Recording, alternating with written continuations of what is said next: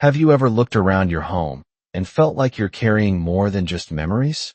What if I told you that after 70, the secret to a peaceful and happy life isn't about gaining more, but letting go? Imagine waking up each morning in a home free of clutter, surrounded only by things and people that truly bring you joy. No more unnecessary stress, no more obligations weighing you down. Just simplicity, freedom, and the happiness you deserve. As we age, we often hold onto things, both physical and emotional, that no longer serve us. But here's the good news. It's never too late to make a change. In today's video, we'll uncover 8 things you should let go of after 70 to create a lighter, more fulfilling life. Some of these might surprise you, but trust me, they could be the key to your happiness in the years ahead.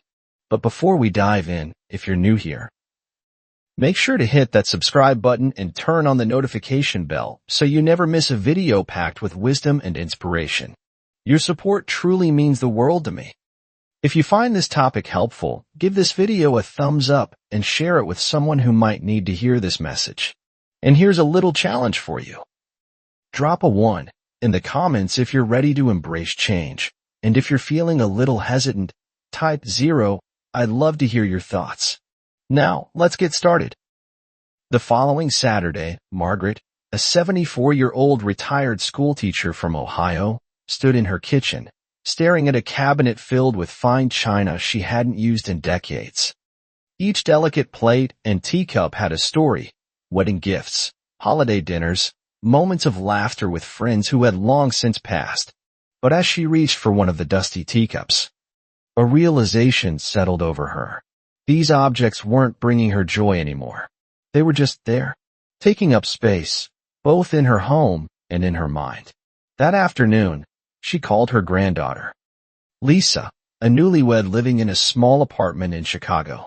"Sweetheart, would you like to have Grandma's china set? I'd love for it to be used instead of sitting in my cabinet collecting dust." Lisa's voice lit up over the phone. "Oh, Grandma, I'd love that. We've been hosting small dinner parties with friends, and I was just thinking how nice it would be to have something special for the table." As Margaret carefully wrapped each piece in tissue paper, she felt something shift inside her. It wasn't sadness.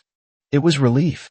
She wasn't losing a part of her past. She was passing it forward, giving her cherished belongings a new life in the hands of someone she loved. That evening, as she sat by the window with a cup of chamomile tea, watching the sunset paint the Ohio sky in shades of gold and pink, she smiled. Letting go wasn't about loss. It was about making space for new memories, new experiences, and the simple beauty of living fully in the present.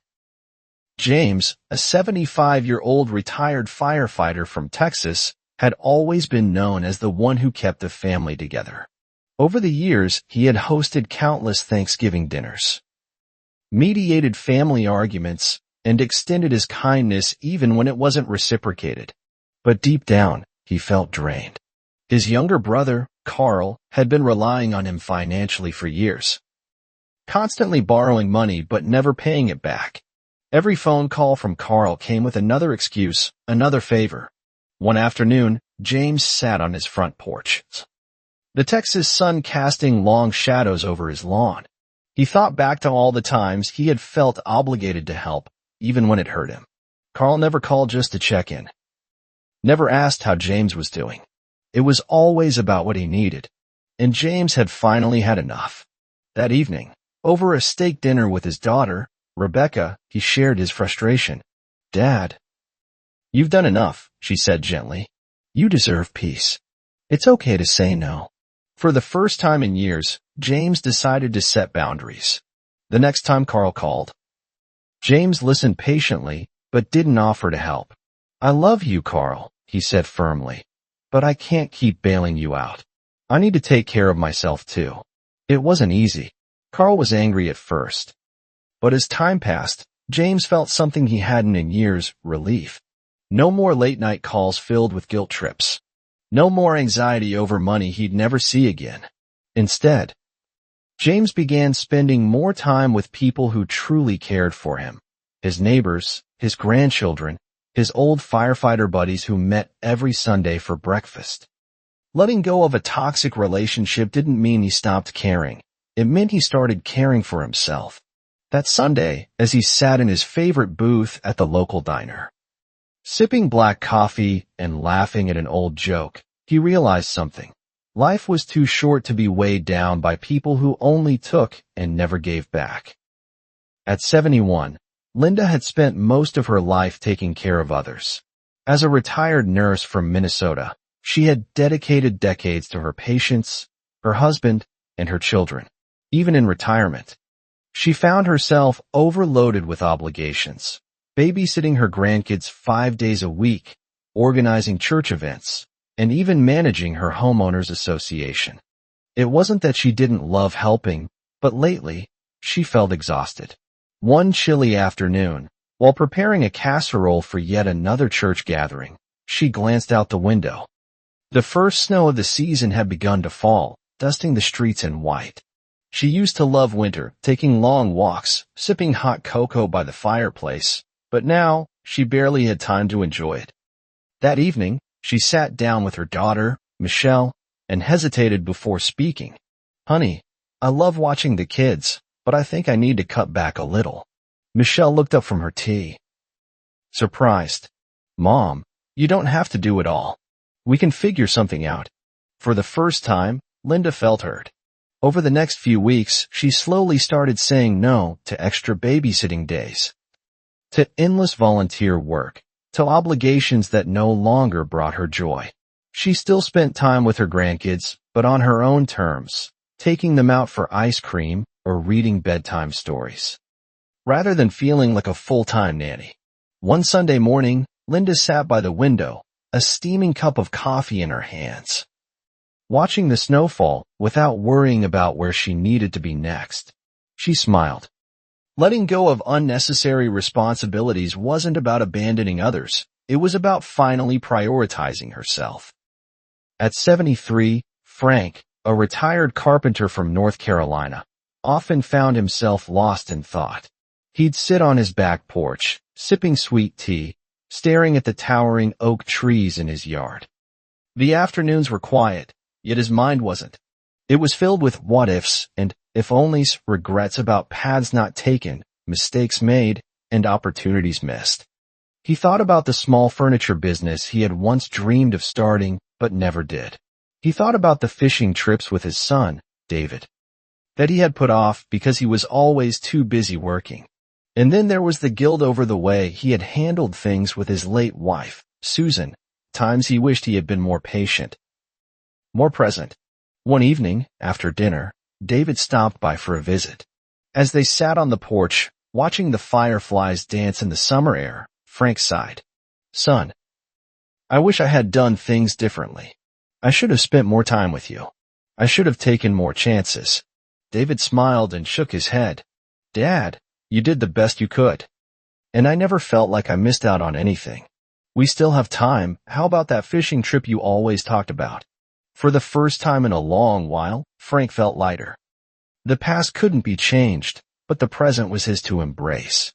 That weekend, father and son packed up the truck and drove to Lake Norman, just as they had always planned. As Frank cast his fishing line into the water, he realized something important. Letting go of regret wasn't about forgetting the past, but about choosing to live fully in the time he had left. At 70, Eleanor, a retired librarian from Portland, Oregon, had always considered herself independent. She loved reading late into the night, enjoyed baking for her book club, and never missed an episode of her favorite detective shows.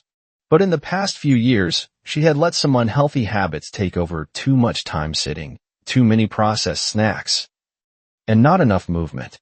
One chilly morning, as she struggled to catch her breath after climbing the stairs to her apartment, she paused. When did this become so hard? She had always prided herself on being active, but now, even a short walk left her winded. That afternoon, while visiting her doctor for a routine checkup, she heard what she had been dreading. "Eleanor, your blood pressure is a little high. I think it's time we make some changes, just small ones to start." At first, she resisted. Change had never been easy. But later that week, while at the grocery store, she passed by a group of seniors in the produce aisle, chatting about their favorite smoothie recipes. Curious, she picked up a bag of spinach and some bananas. Maybe a little change wouldn't be so bad. Over the next few weeks, Eleanor made small adjustments. She swapped out her afternoon cookies for fresh fruit. She set a goal to walk for 15 minutes every morning, enjoying the crisp Oregon air. Instead of sitting all day, she stretched while watching her shows. 1 month later, she noticed a difference. Her energy had improved, her breathing felt easier, and most importantly, she felt in control again. As she laced up her sneakers for her morning walk in Washington Park, she smiled. Letting go of unhealthy habits wasn't about restriction. It was about choosing to live better, longer, and with more joy. At 76, Walter, a retired mechanic from Kansas City, Missouri, had always believed that you can't teach an old dog new tricks. He was proud of his old-school ways, writing checks instead of using online banking, flipping through the newspaper instead of reading news on a phone, and avoiding anything that involved newfangled technology. One evening, while having dinner with his grandson, Jake, a college student studying computer science, Walter found himself complaining. "Back in my day, we didn't need all these gadgets to get by," he grumbled, pointing at Jake's smartphone. Jake chuckled. "Grandpa, this phone does more than just text. It helps me stay connected. Learn new things, even pay bills in seconds. You'd love it if you gave it a chance." Walter shook his head. "Too old to learn all that now." Jake sighed and pulled out his phone. "Okay, humor me. Let me show you something." Over the next 30 minutes, Jake introduced Walter to video calls. Within moments, Walter was staring in disbelief as his old army buddy, Bill, appeared on the screen from Arizona. They hadn't spoken in years. "Bill, well, I'll be darned," Walter exclaimed. The two spent the next hour reminiscing, laughing like no time had passed. That night, Walter sat in his recliner, phone in hand, scrolling through pictures Jake had helped him save. Maybe he wasn't too old to learn something new after all. Letting go of outdated beliefs wasn't about rejecting the past. It was about embracing the possibilities of the present. At 78, Harold, a retired accountant from Phoenix, Arizona, still checked his bank statements every morning. Old habits die hard, and for decades, he had been careful with money, saving every penny, cutting coupons, and hesitating before spending on anything that wasn't an absolute necessity. Even though he had a comfortable retirement fund and no major expenses, he still found himself worrying. One afternoon, his daughter, Melissa, stopped by for lunch. As they sat on his patio, enjoying the warm Arizona sun, she noticed him frowning at a letter. "Dad, what's wrong?" she asked. "Oh, just another bill," he muttered. "I always worry about running out of money. What if there's an emergency?" Melissa sighed and reached for his hand. "Dad, you spent your whole life saving. You plan well. But what's the point if you never enjoy it?" Harold looked down at his hands, weathered from years of work.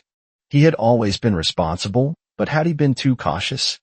That weekend, Melissa convinced him to take a small step, going out for dinner at his favorite steakhouse, a place he used to love, but had stopped visiting to save money. As he took the first bite of his perfectly cooked ribeye, savoring the moment, he realized something. He wasn't running out of money, he was running out of time to enjoy it. From that day on, Harold made a promise to himself. He would still be mindful of his finances, but he would also allow himself to indulge in life's little pleasures. A trip to the movies, a weekend getaway, or simply a nice meal with family. Letting go of financial worries wasn't about being reckless. It was about finally living.